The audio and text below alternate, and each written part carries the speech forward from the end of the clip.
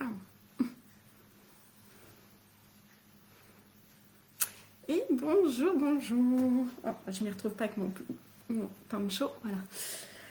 Bonjour, bonjour. J'espère que vous allez bien. Encore un nouveau live pour se retrouver ensemble, pour échanger, communiquer, partager. Je suis toujours ravie d'être avec vous. C'est toujours un plaisir de faire ces lives dans mon groupe Les Hypersensibles Créatives. Donc aujourd'hui, nous allons parler de l'art-thérapie et de la créativité. Ah, je vois qu'il y a quelqu'un de connecté. Qui est-ce donc? Qui est-ce donc? Donc n'hésitez pas voilà, à vous présenter, à partager votre présence en disant c'est Karine, c'est Hélène, c'est Marine, c'est voilà. Donc n'hésitez pas à dire qui vous êtes. Pour les personnes qui regardent la vidéo en replay, n'hésitez pas à mettre hashtag replay, à commenter, à partager ce que vous avez envie de partager sur le fil des commentaires. Donc bienvenue à vous et merci d'être là. Donc je vais commencer. Donc aujourd'hui donc on parle de l'art-thérapie et de la créativité. Euh, Nous allons parler donc des deux approches majoritaires, de l'art et de la créativité, de Adrienne Hill qui a initié, on va dire, le début de l'art-thérapie, et nous allons parler aussi d'un nouveau langage, donc au travers de l'art-thérapie. Donc je vais commencer donc avec donc les deux approches majoritaires. Donc l'art-thérapie, donc on porte deux approches majoritaires qui sont donc en premier donc une approche qui va être intensive en disant que l'art est un moyen, un voyage émotionnel qui permet de découvrir quelque chose au sujet de la personne. Et la deuxième approche, ça va être de dire que l'art est thérapeutique parce qu'il exprime. Il faut alors interpréter l'œuvre de la personne. Donc vraiment, il y a ces deux approches. Donc du fait qu'on va pouvoir se découvrir soi-même au travers de l'art-thérapie, enfin d'un moyen de communication. Bonjour Sandra! Au travers d'un moyen de communication, d'un voyage émotionnel qui se passe au travers de l'art-thérapie. Et la deuxième approche, donc, qui va être du coup liée à ce qu'on va exprimer et de l'interprétation de ce qu'on va en faire. Donc l'art et la créativité, donc comme vous le savez, donc l'homme se sert de couleurs et de formes pour exprimer ses émotions. Donc Platon parlait des effets de l'art sur l'humanité. Donc lui, vraiment, il prenait ça au sens large. Et à l'époque, la philosophie condamnait l'art car pour lui c'était une imitation du réel. Mais pour autant, il prenait en compte les effets bénéfiques sur la sensibilité et le corps de l'homme. Donc il y avait vraiment déjà à l'époque cette reconnaissance des bienfaits de l'art sur notre organisme, sur notre sensibilité, nos émotions et tout ça. Le mot création ou créativité, enfin plutôt le mot création, lui, il est apparu en 1800 dans le domaine artistique. Donc c'était une évolution par rebond dans une reproduction fidèle et classique de la réalité jusqu'à l'expression abstraite de l'art moderne. Donc c'est un peu c'est rigolo parce que je retrouve ça dans mon parcours personnel. Donc j'ai commencé par plutôt des dessins réalistes, plutôt qui ressemblaient à quelque chose qu'on pouvait identifier réellement, à finalement à en arriver aujourd'hui à de l'abstrait, parce que je trouve que vraiment dans l'abstrait, il y a vraiment cette dimension émotionnelle, cette expression de qui l'on est à l'intérieur de soi. Alors que si on cherche à représenter quelque chose de réel, de concret, le cheminement, le processus de création de l'art-thérapie, là, il est intéressant aussi. Mais quelque part, on est plus dans je veux reproduire quelque chose et on est moins dans ce que je ressens. Ça ne veut pas dire qu'on ne peut pas le faire, mais il y a quand même cette dimension dans l'abstrait qui est vraiment je fais appel à mon inconscient et je partage vraiment qui je suis au fond de moi. Donc on est vraiment passé, donc aussi bien moi que dans l'histoire, de quelque chose de réaliste, de concret, d'identifiable, de vraiment reconnaître quelque chose par du dessin réaliste à quelque chose d'abstrait qui vient à faire appel à l'inconscient et à l'émotionnel. Donc c'est au XVIIe, XVIIIe siècle que l'idée de beau, d'objectif et d'universel a enfin laissé la place à l'objectivité et au goût et au plaisir en fait que l'on a simplement à regarder une œuvre sans qu'elle soit réaliste. Et du coup, petit à petit, cette idée de créativité prend sa place dans l'art et renvoie aux capacités artistiques intérieures inexploitées que chaque individu aurait en lui pour créer. Donc du coup, en 1960-70, ça devient un thème central. Et vraiment, il y a cette idée de créativité qui est vraiment présente, d'art et de créativité qui sont vraiment présentes. Et donc, on va faire du coup le lien entre art et guérison. Ça, c'est un lien qui est quand même assez ancestral. Donc, on va retrouver ce lien au travers du chamanisme. C'est dans le chamanisme, on va retrouver l'utilisation du rythme, des couleurs. On va voir l'expression corporelle et plein de choses qui vont se mettre en place. Donc, c'est France Scott Billman, une psychanalyste et danse-thérapeute, qui dit: le chaman est un art-thérapeute, il chante, il conte, il mime, il utilise l'art sous toutes ses formes comme un médium d'expression. Donc vraiment, c'est rassembler tout cela au travers du chamanisme notamment. Alors, je ne fais pas de chamanisme, mais c'est vrai que c'est un sujet qui m'intéresse grandement aussi. Donc voilà, on dit aussi que l'art est un domaine propre de la création, de l'expression personnelle, et que faire de l'art, c'est vraiment considéré comme un processus libérateur. Donc ça, je vous en parle vraiment. Et souvent, voilà, c'est ce processus de création, et on dit art-thérapie parce qu'il y a une certaine... c'est un effet thérapeutique en fait de créer, de s'exprimer, de vraiment faire ressortir de soi toutes nos émotions. Et il y a vraiment ce côté de libération du fait qu'on sorte ce qu'il y a à l'intérieur de nous et qu'on fait appel à notre inconscient. Et donc, je vous parlais d'Adrian Hill en introduction. Donc, Adrian Hill, c'est un artiste, un écrivain et un art-thérapeute. Et c'est le premier à prouver l'efficacité de cette thérapie. Donc, dans les années 40, il est tuberculeux, il est placé en quarantaine. Et il se met à dessiner et en fait, ils se rendent compte tous que les médecins, qu'il y a un rétablissement, il est en guérison, il y a un rétablissement rapide et qui étonne beaucoup. Et ils se rendent compte que c'est lié du coup au fait qu'il dessine. Donc du coup, il y a aussi une transcription du fait qu'il y a la satisfaction de l'esprit via la création et la guérison. En fait, plus il crée, plus il a cette sensation de guérir et plus il se guérit aussi. Il y a quelque chose qui est transmis aussi. Donc au niveau de l'esprit, le fait d'être dans quelque chose de créatif, ça lui procure du bien-être. Et le fait de lui procurer du bien-être l'emmène quelque part à la guérison. D'ailleurs, il publiera plus tard un livre qui s'appelle L'art contre la maladie, qui a été notamment repris par la Croix-Rouge britannique sur les soldats et civils blessés. Donc ils ont reproduit de l'art thérapie à l'époque. Pendant la même époque, si on peut comparer un peu les choses aussi, il y a Marianne Hess, c'était un juif déporté vers un camp de concentration dont sa famille avait été complètement disséminée. Et donc, il en était traumatisé, ce qu'on peut tout à fait comprendre. Et donc, il fait une dépression nerveuse en 1971. Et son psychiatre lui propose d'utiliser le dessin pour exprimer ses émotions. Il griffonne des carnets, il écrit ses expériences, ses souvenirs. Et du coup, il met en mots ou en images tout ce qu'il peut ressentir. Et du coup... toute l'horreur qu'il a vécue, toute l'horreur qu'il a dans son esprit, finalement, il arrive à le retranscrire grâce à l'art-thérapie et du coup, ça lui procure forcément un effet thérapeutique plus qu'appréciable. Donc c'est pour ça qu'aujourd'hui, on parle de l'art-thérapie comme étant un nouveau langage. Donc c'est avant tout du coup un nouveau langage parce que c'est une autre façon de s'exprimer, de porter un regard sur le monde, de porter un regard sur ce que l'on vit, sur tout ce qui nous entoure, sur nos émotions, sur nos ressentis. C'est vraiment un langage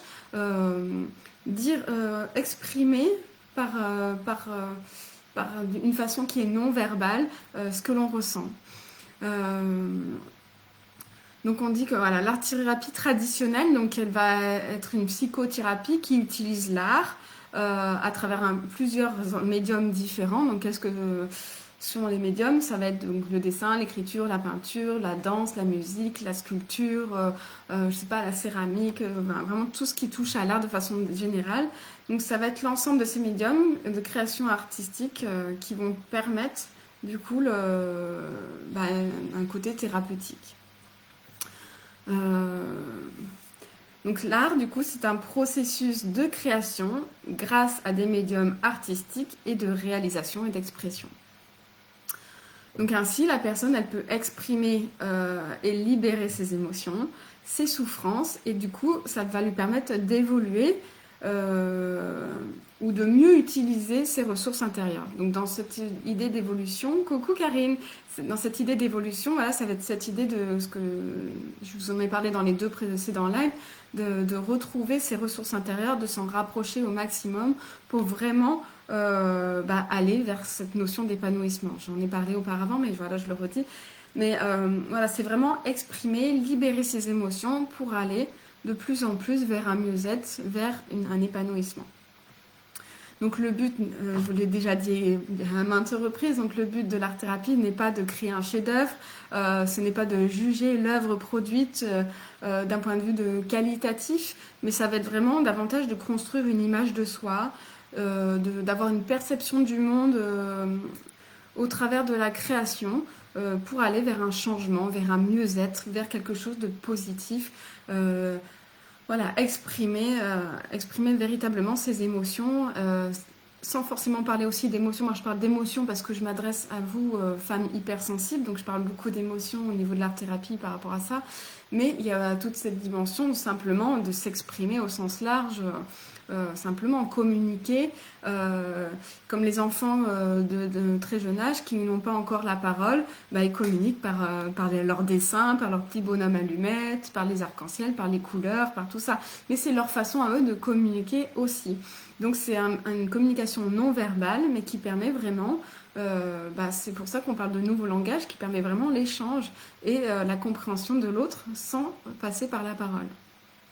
Donc du coup, l'art-thérapie, elle offre ce nouveau moyen de communication qui va se focaliser du coup sur 3 domaines bien différents qui sont la connaissance de soi, donc au travers du développement cognitif, la résolution de nos problèmes, la capacité à communiquer, la logique et la capacité d'observation. Donc vraiment, on va faire appel à tous nos sens au niveau de la connexion à soi-même, à la connaissance de soi-même. Il y a également la personnalité, donc on va faire appel à nos valeurs, à l'attention, à l'habitude, à la perception que l'on a des choses.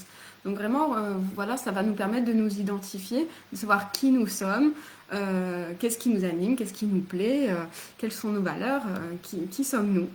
Et on va faire également appel avec l'art-thérapie à tout ce qui est social, donc les valeurs sociales, la morale, le sens du bien et du mal.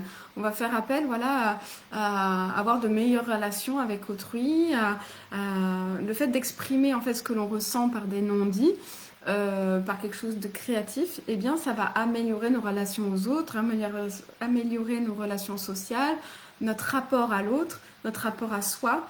Et du coup, voilà, c'est pour ça que l'art-thérapie prend en compte ces 3 domaines, donc qui sont la connaissance de soi, la personnalité et tout ce qui est lié au social. Il y a vraiment cette dimension globale de l'être, comme j'en parle aussi à un moment donné dans un de mes lives sur l'homéostasie, cette idée de prendre l'être humain dans son ensemble, le corps, l'âme et l'esprit, donc cette approche holistique dont je vous parle aussi également, de vraiment avoir cette approche globale de l'être humain, de vraiment, grâce à l'art-thérapie, on peut atteindre toutes ces dimensions de l'être et exprimer véritablement ce que l'on a au fond de soi, même si c'est pas au fond, en tout cas on va avoir l'impression au premier abord en dessinant une peinture ou en griffonnant ou en étant dans l'instant présent, parce que c'est aussi beaucoup ça, c'est être dans l'instant présent, parce que pendant qu'on est dans l'instant présent, on crée, mais on n'est pas en train de se soucier, on n'est pas dans les soucis, donc c'est vraiment, on va avoir ce retour à soi, dans notre concentration à réaliser ce que l'on est en train de réaliser au niveau d'un exercice d'art-thérapie,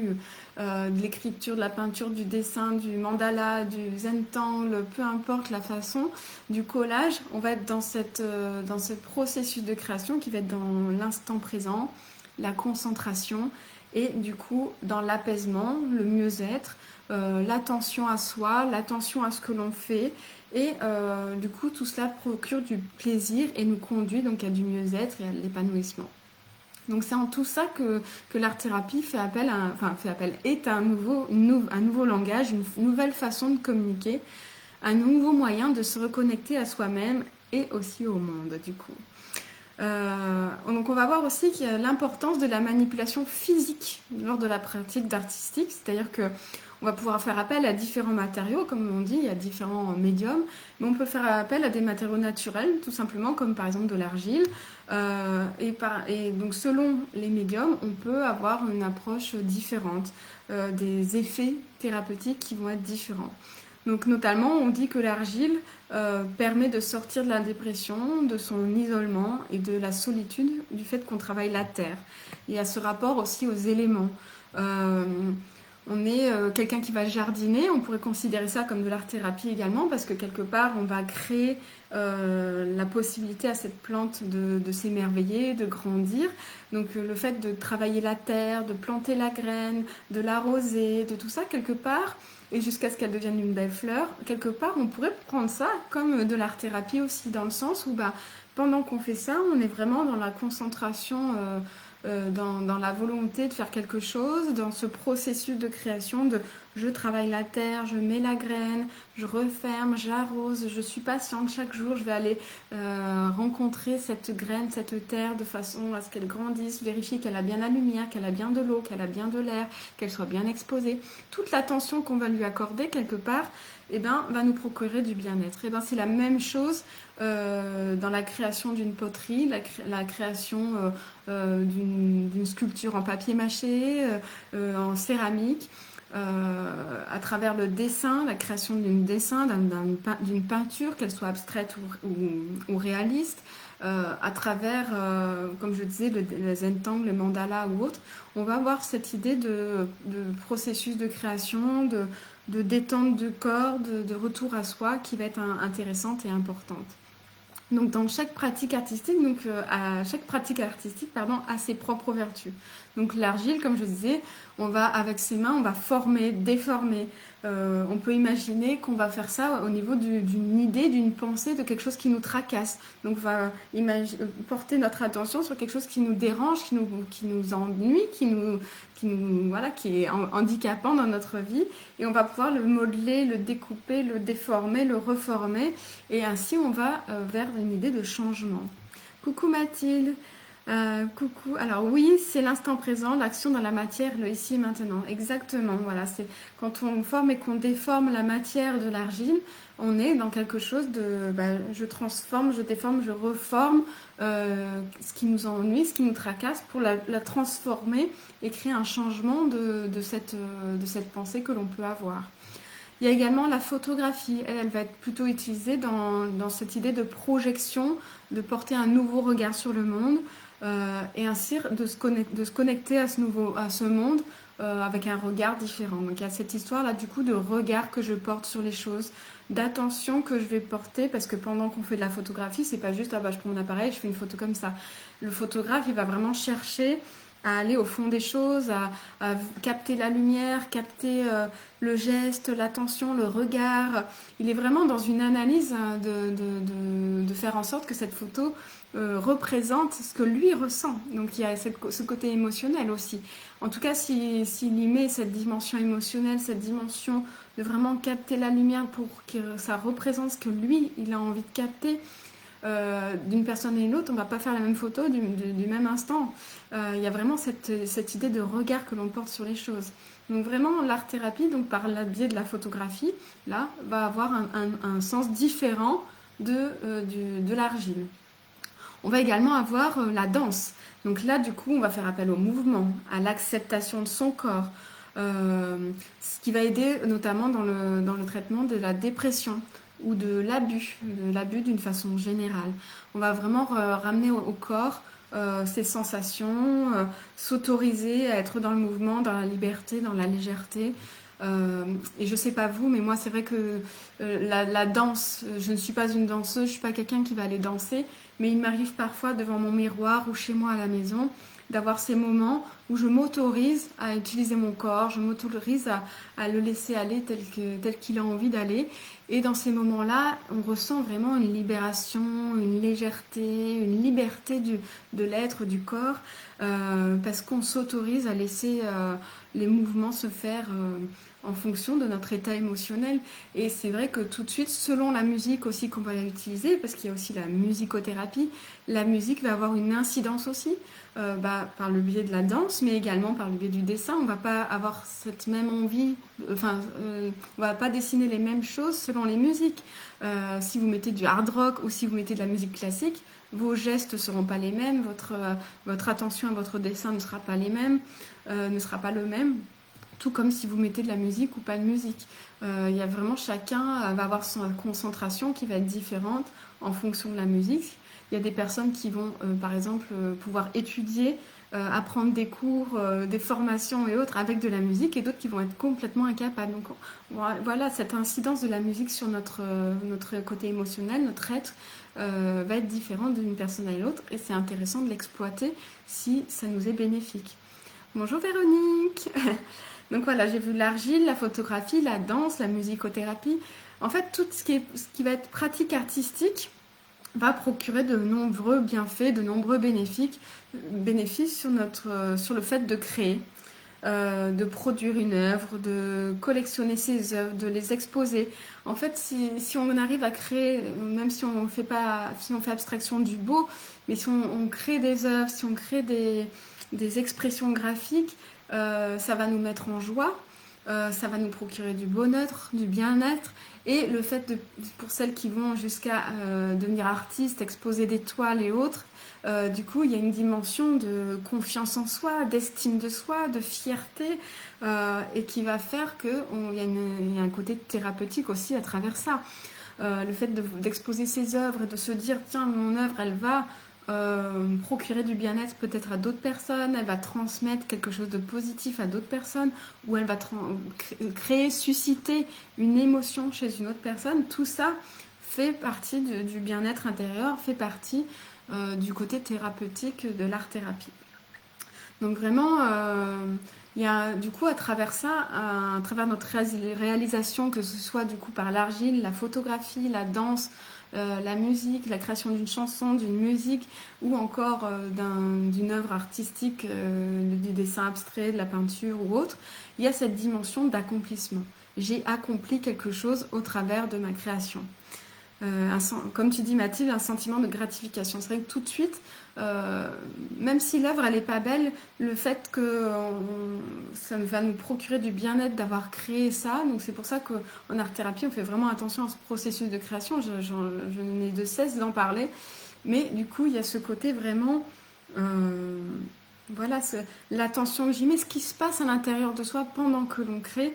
C'est ça qui est thérapeutique. Et si en plus on a le bonheur d'avoir réussi à créer quelque chose, enfin pas réussi parce que c'est pas l'objectif, si on a le bonheur d'avoir créé quelque chose qui en plus qui est joli, beau à regarder, agréable, eh bien ça vient amplifier le côté thérapeutique, ça vient parler de gratification, d'accomplissement, d'estime de soi, de confiance en soi, de fierté, de bonheur, de légèreté.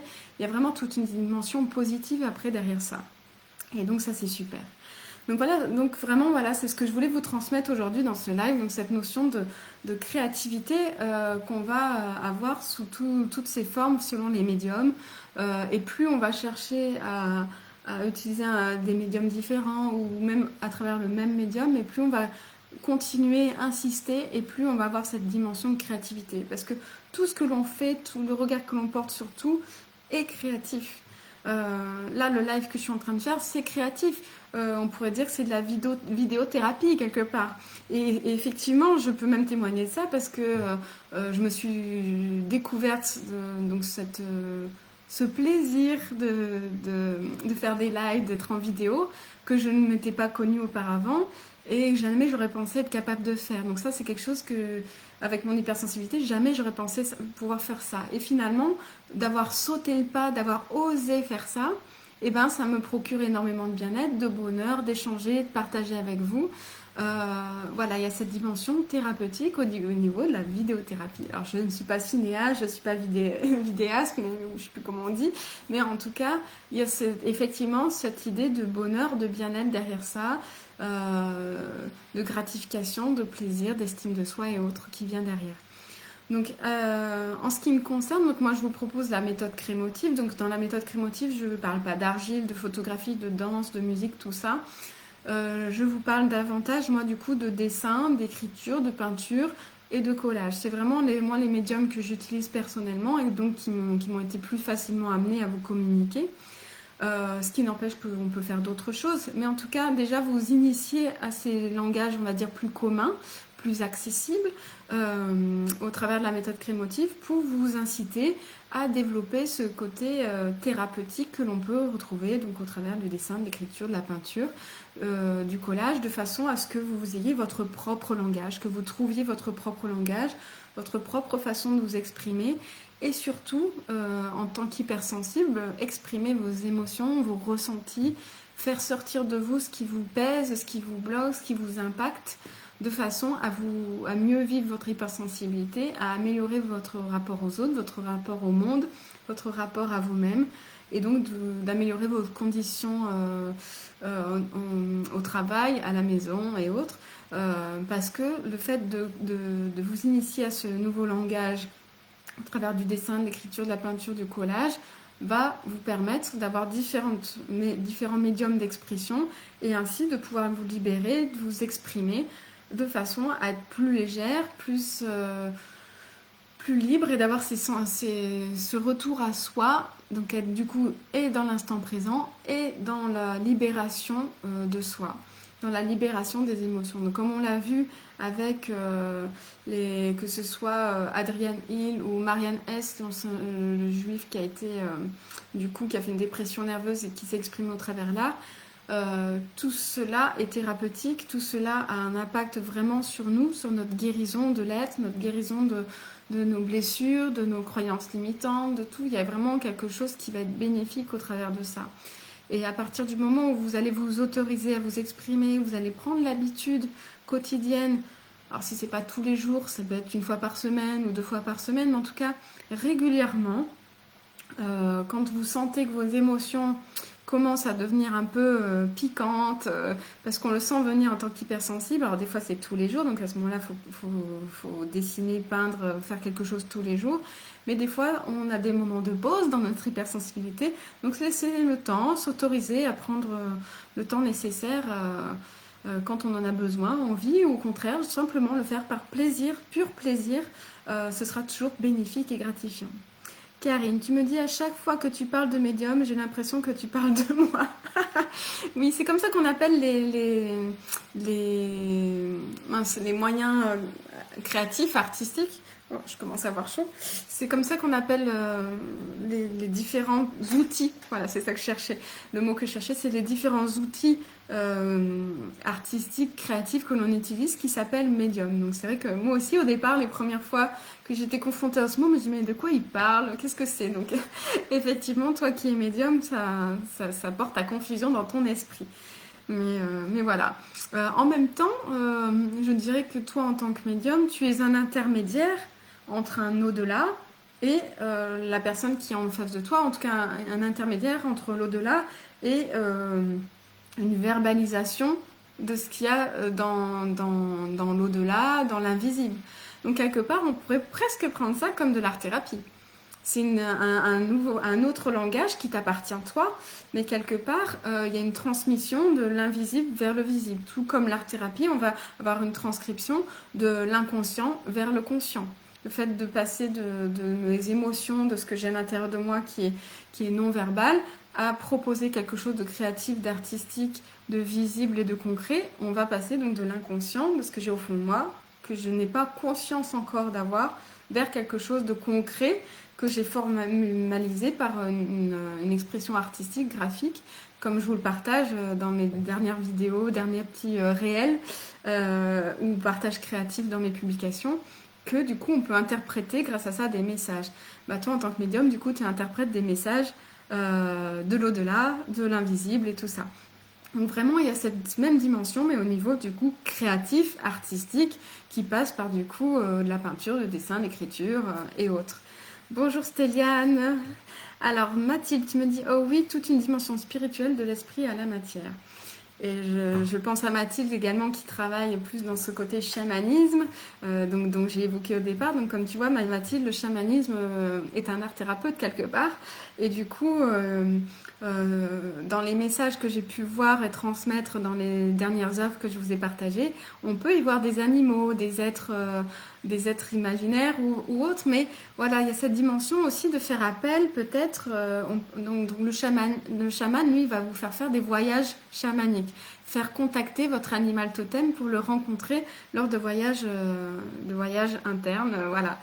Et bien là, j'ai l'impression, moi, pour avoir fait des voyages chamaniques, là, quelque part, d'être capable de le faire moi-même au travers de la peinture. C'est-à-dire que dans mes peintures, l'autre jour, j'ai découvert un dauphin, on peut voir des fois des papillons, on peut voir un héron ou un oiseau, ou voilà, différentes choses.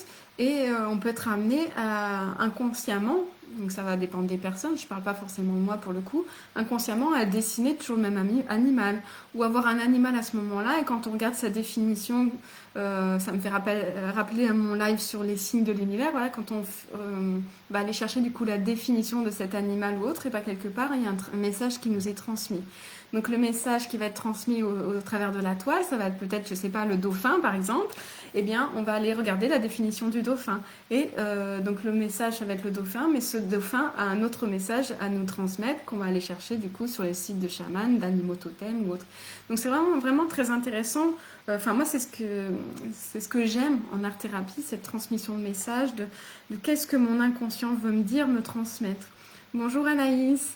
Donc il y a vraiment tout ça que je trouve intéressant. Et donc on peut avoir ces messages. Donc, donc dans la méthode crémotive, je ne vous parle pas forcément de ces messages-là, mais je vous en parle dans le groupe. Et puis au travers des séances en groupe qu'on aura, on va en parler forcément. Mais il y a voilà, cette notion de je vous montre comment utiliser cette notion de dessin, d'écriture, de peinture, de collage pour quelque part faire appel à ces messages intérieurs. Il n'y a pas, parce que pour moi, il n'y a pas de hasard en fait dans ce qu'on vit, dans ce qu'on crée. Pourquoi je vais choisir telle image? Pourquoi je vais choisir tel mot? Pourquoi j'ai créé tel geste? Pourquoi j'ai utilisé telle couleur? En fait, tout ça a un sens. Et il y a un sens qui nous est propre. C'est-à-dire que ce sens-là, ce que l'on va créer, va avoir un sens pour nous, mais pas forcément pour l'autre qui est en face de nous, celui qui va regarder notre œuvre, ou celui qui va regarder notre œuvre, ou je dis œuvre, mais expression créative, parce qu'on n'est pas forcément des artistes, hein, c'est pas le but de l'art-thérapie. Celui qui va regarder ce que l'on a créé, il va peut-être percevoir lui un autre message, mais le message qui lui est destiné à lui. Vous allez avoir votre propre message et la personne qui va regarder ce que vous avez créé va avoir encore un autre message. Donc c'est ce que je trouve super intéressant dans l'art-thérapie, apprendre à se connecter à soi-même, apprendre à se découvrir soi-même, apprendre à découvrir qui l'on est, ce que l'on a à l'intérieur de soi, qu'on n'arrive pas à verbaliser ou qu'on n'a pas la conscience, c'est pour ça que je parle d'inconscient, qu'on n'arrive pas à verbaliser parce qu'on n'arrive pas à mettre les mots, on n'arrive pas à identifier les choses. Et parfois, par l'écriture, la peinture, le collage, tout ça, ou tous les autres médiums, on va réussir à comprendre le message, on va réussir à faire remonter à la surface, si on peut dire ça comme ça, eh bien ce qu'on n'arrivait pas à dire.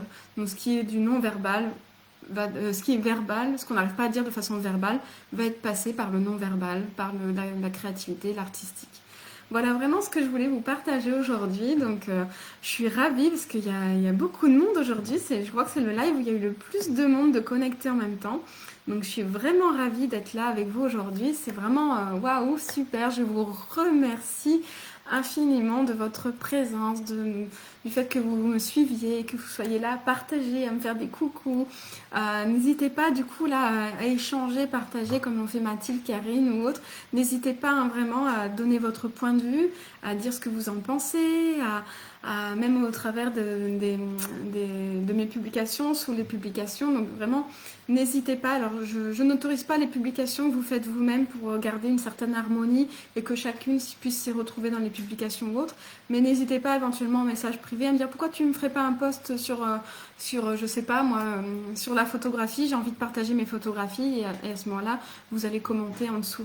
Mais voilà, n'hésitez pas à partager, à me dire ce que vous aimeriez, voilà, me donner des sujets éventuellement. Là, j'ai programmé sur plusieurs semaines, donc je sais quel live je vais vous faire sur de nombreuses semaines. Mais voilà, n'hésitez pas à proposer des sujets. Si je le fais pas en live, ça peut être sinon un live complémentaire. Mais je peux faire également une petite publication ou autre et que chacune puisse échanger autour du même thème. Vraiment, n'hésitez pas, hein, ce groupe, il est là pour ça. Et vraiment, j'ai à cœur qu'il y ait du dynamisme comme là aujourd'hui, que chacune puisse s'exprimer, partager, dire qu'elle est là, dire ce qu'elle en pense. Est-ce que vous avez vécu les mêmes choses? Et au contraire, est-ce que vous les vivez différemment? Vraiment, n'hésitez pas, hein, à partager votre point de vue sur tout ça. Donc toi Karine, donc Stéliane, tu me dis ça pulse en nous, super. Karine, normal, c'est super enrichissant, bah, merci beaucoup de ce commentaire, ça fait vraiment plaisir. Et Stéliane, tu me dis j'aime tellement de choses. Eh bien oui, bah, si t'aimes tellement de choses, eh ben, mets-moi un petit message privé ou là sur le groupe les sujets qui t'intéressent, que tu auras envie sur lesquels tu auras envie de communiquer un peu plus, davantage. Donc comme j'ai dit, j'ai fait un live sur les signes de l'univers, sur l'hypersensibilité, sur l'art-thérapie. Je fais plein de lives différents, mais là je suis partie sur des lives sur l'art-thérapie parce que c'est quand même ce que je souhaite transmettre au travers de ma méthode crémotive qui me permet de vous accompagner davantage. C'est mon côté plus professionnel. Mais dans ce groupe, on peut parler bien évidemment de choses plus larges qui touchent vraiment l'hypersensibilité ou vraiment d'autres façons de voir les choses, du moment que c'est relié à l'hypersensibilité et la créativité, ou l'art-thérapie en tout cas, il n'y a aucun souci, on peut partager là-dessus. Donc n'hésitez pas à partager sur tout ça, vraiment. Eh bien, je vais vous laisser là. Je vous remercie infiniment pour votre présence, d'être resté là avec moi jusqu'au bout, de participer dans ce groupe, de tout ça. Vraiment, merci d'être là, merci d'être qui vous êtes, merci de me permettre de continuer à avancer comme ça. C'est super intéressant et enrichissant pour moi aussi. Donc, vraiment, merci à vous toutes. Et donc voilà, j'espère vous apporter encore et encore davantage. Donc pour cela, c'est pour ça que je dis, pour cela, n'hésitez pas à me dire ce que vous souhaiteriez davantage. Agnès, tu me dis quand je crée des peintures, crée d'art, crée grâce. Toi, tu utilises la crée grâce. J'aime faire avec les doigts. Voilà, on peut vraiment, voilà, il y a cette dimension quand on parle aussi, voilà, de danse ou d'autres. Il y a cette côté en fait une mobilité du corps, mais cette mobilité du corps, on peut la faire justement en y mettant les mains, en étant debout. Je sais que bien souvent les cours de dessin traditionnels, ils demandent est-ce qu'on soit sur un chevalet, assis ou autre. Moi, je sais que personnellement, j'aime bien avoir ma toile plutôt à plat sur la table et être debout. Et comme tu dis, moi aussi j'aime bien mettre les mains. La dernière toile que j'ai faite, là où j'avais mon espèce de bonhomme qui dansait, j'ai commencé par mettre du orange sur mes mains et à étaler tout sur la toile. Et ensuite seulement, je suis partie avec les pinceaux. Mais voilà, en fait, il n'y a pas de règle. La seule règle qu'il y a, c'est d'y prendre du plaisir, d'être en accord avec ce qui vous parle, ce qui vous anime, et aller au fond des choses et laisser les choses s'exprimer librement. Et c'est comme cela, par l'intuitisme, par le fait d'être libre de notre façon de nous exprimer, qui va faire qu'on va atteindre davantage les messages et notre inconscient. Je laisse aller les gestes et ensuite on voit ce qui ressort. Voilà, exactement. C'est exactement ma façon aussi de procéder. Alors il y a des fois c'est vraiment pas joli, des fois c'est super beau. C'est pour ça que la dernière fois j'ai eu vraiment plaisir à vous partager.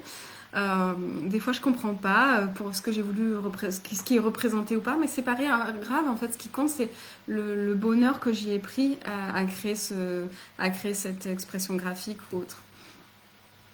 Voilà, comme tu dis Anaïs, il n'y a pas spécialement d'intention de dessiner. C'est pour ça que j'aime beaucoup moi le côté abstrait.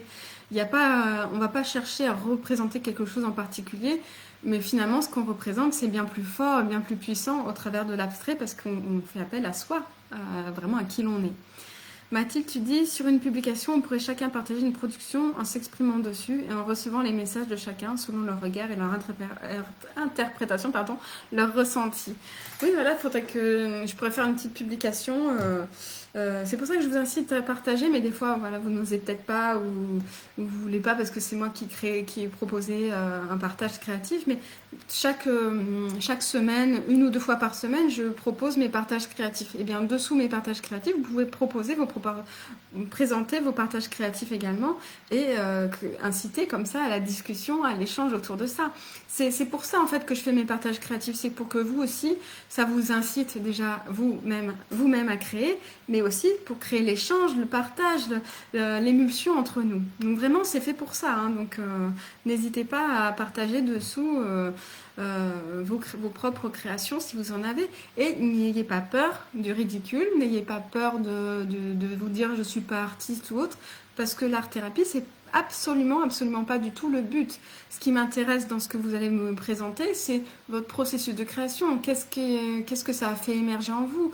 Est-ce que vous vous sentez plus heureuse après qu'avant? Est-ce que vous avez ressenti une libération? Est-ce que c'est tout ça qui m'intéresse en fait? C'est vraiment ça dont j'ai envie qu'on parle. Bonjour Michel, pas de souci, tu pourras regarder en replay. Alors je tutoie, j'espère que je peux, pardon. Donc il y a le replay qui sera disponible, il n'y a aucun souci. Merci en tout cas d'être là et d'être présente. Anaïs, c'est après que ça vient quand on ressent, quand on perçoit. Je vous partagerai, ce sont les meilleures réalisations, créations. Exactement, moi je suis d'accord avec toi. Plus on y met du cœur, plus on y met du ressenti, et plus les créations sont belles. Il y a vraiment quelque chose aussi. Mais aussi, des fois, elles sont pas belles parce que, émotionnellement, on n'est pas très bien à l'intérieur de nous. J'ai plus de lumière. On n'est pas très bien à l'intérieur et du coup, notre œuvre, elle ressort aussi ce que l'on est à l'intérieur. Si on n'est pas bien, on va pas faire une belle œuvre magnifique. Quelque part, si on n'est pas bien, elle va peut-être un peu plus noire, un peu plus triste, un peu plus voilà, mais ça représente qui l'on est à l'instant T aussi. Donc tout ça, ça joue aussi sur le résultat. Voilà, exactement. Merci en ce moment, voici. Super. Donc, elle vibre selon les fréquences, exactement. Selon notre fréquence vibratoire, selon notre fréquence émotionnelle, on représente des œuvres qui sont totalement différentes. Voilà, et puis des fois, je vois, hier, je voulais pas encore partager dans le groupe, mais hier ou avant-hier, j'ai fait ce petit escargot. Bon, j'ai voulu essayer d'être un peu plus dans du réalisme. Il n'est pas très réaliste, enfin il est un petit peu, parce que je ne suis pas une artiste, loin de là, mais je me suis dit pourquoi j'ai eu envie de dessiner un escargot. Finalement, c'était plus ça ma question. J'ai eu envie de rechercher une image d'escargot et de chercher à le représenter. Mais qu'est-ce que j'ai cherché à travers cet escargot? Quel message est-ce que j'ai eu besoin de ressentir?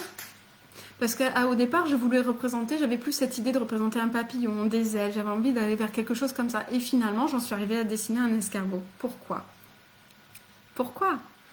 Eh bien voilà, c'est ça qu'il faut chercher. Donc prendre son temps, doucement mais sûrement. Et finalement, il est entouré de fleurs, de tout ça.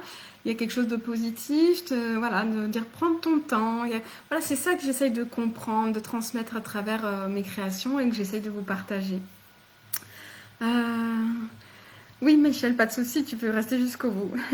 Anaïs, nous avons des parts ombragées et lumineuses et cela est beau et cela reste riche. Exactement.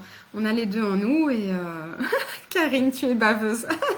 Peut-être que je suis baveuse, mais il n'y a pas de bave sur mon dessin, hein, c'est pas vrai. Mais quoique, si j'ai regardé la définition de l'escargot en animal totem, la bave représente aussi la trace que l'on laisse. Donc quelque part, peut-être que, étant donné qu'en ce moment je partage un peu plus mes œuvres, il y a peut-être cette idée de transmission, de laisser une trace au travers des œuvres, d'avoir ce côté un peu plus artiste, entre guillemets. La bave peut représenter ça. Ce côté aussi, la bave d'escargot, je ne sais pas si vous voyez, il y a quelque chose aussi de très lumineux.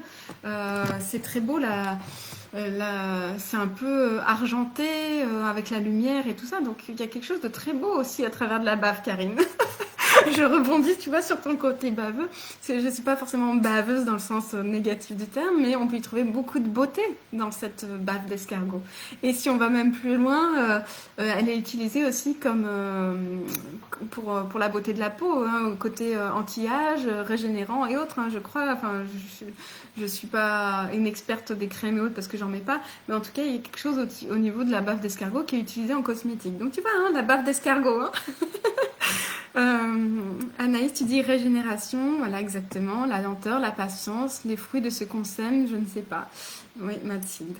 Stéliane, tu dis j'ai l'envie de créer mes bougies en ce moment. J'ai pas vraiment commencé, mais je réfléchis aux différentes façons de faire. Je faisais des mandalas, je me suis lassée, donc je prends le temps de prendre des idées et comment les créer à mon goût. Donc une ouverture créative s'ouvre, mais j'y vais tout doux. Voilà, peut-être découvrir d'autres façons à travers le groupe, à travers moi, à travers la méthode crémotive, d'autres façons qui vont te donner envie de créer et d'ouvrir ta créativité. Voilà.